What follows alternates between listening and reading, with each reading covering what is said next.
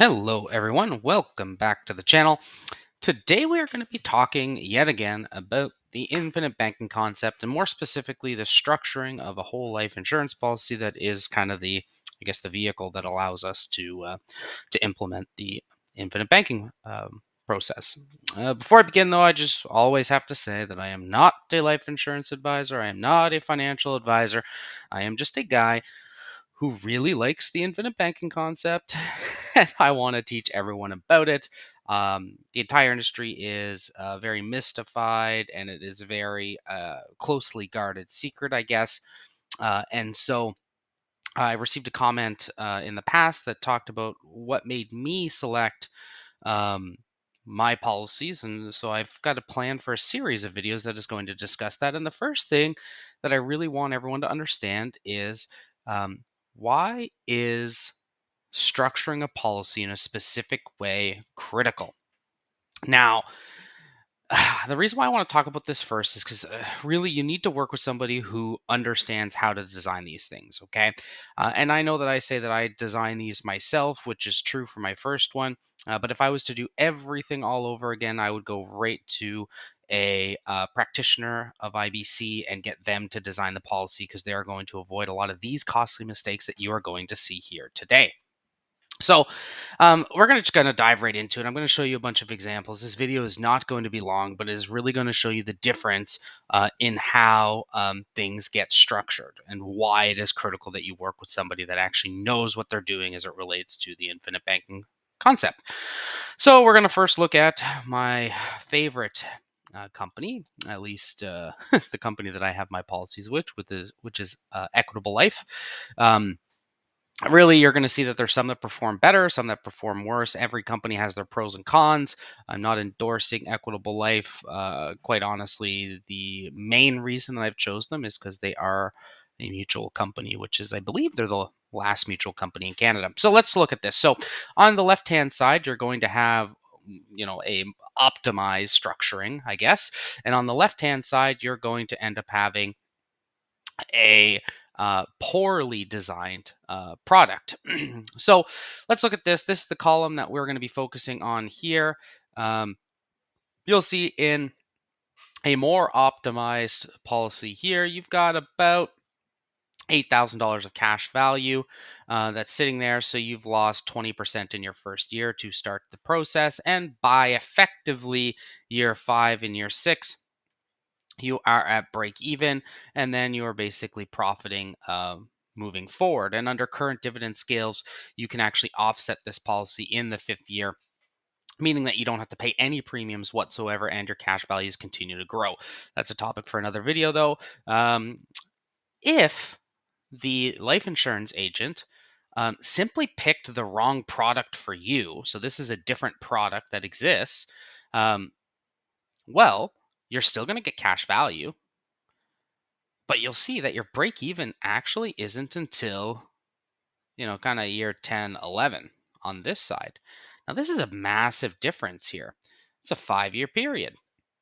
And when you talk about the difference in cash value, the difference in cash value is approximately 25%, is how much uh, you have lost by using this product. Now, the layman, the average person, uh, probably wouldn't really be able to catch the difference, to be quite frank. Uh, so it's just something to pay it with. A telltale sign is on the guaranteed values. If there is no cash value in the guaranteed values in the first few years, typically the policy is going to be poorly optimized. So let's just look at a few companies.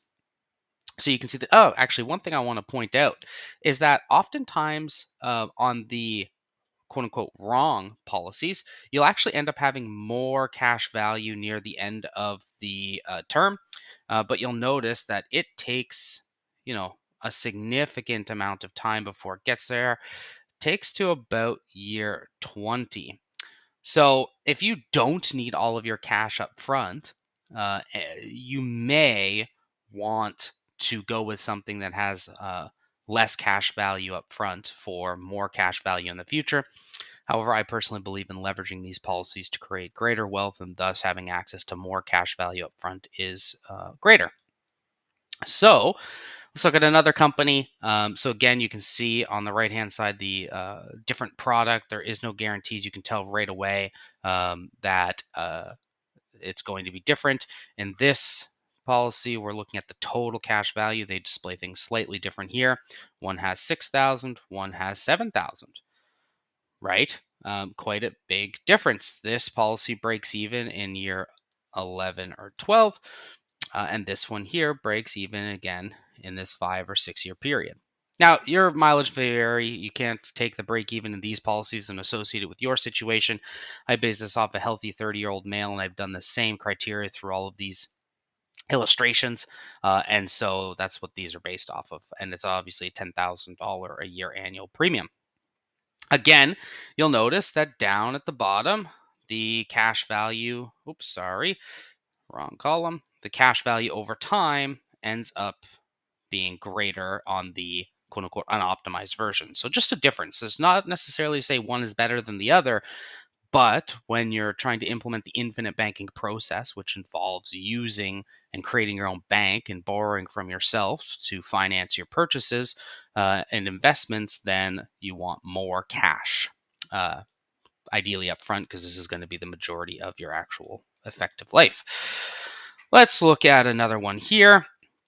So this one is actually quite interesting. So every example that I've shown you above here has been separate products. And so the difference is that the products on the left-hand side have really been kind of your accumulator products or your kind of your wealth products in terms of building cash value. And on the right-hand side here, it's been primarily focused on the death benefit. So these are your protector products. These are your um, uh, essentially your estate planning products, that type of thing.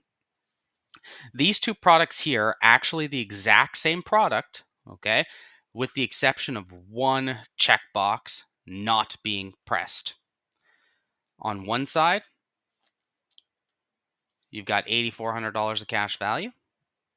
On the other, you've got $6,500 of cash value in your first year. Now, later on, it really doesn't matter. It kind of evens itself out. One performs a little better than the other.